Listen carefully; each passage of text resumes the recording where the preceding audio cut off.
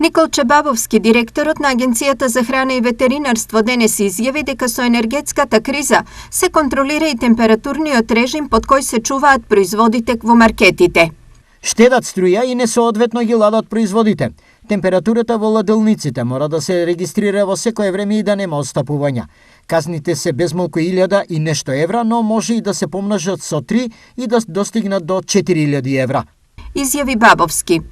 Многу често во некои маркети половина од фрижидерите или се исклучени или температурата не е добра, што се чувствува на производите и е голем ризик, се жалат граѓани. Од Организацијата на потрошувачи и понатаму ги повикуваат граѓаните сите вакви случаи да ги пријавуваат веднаш.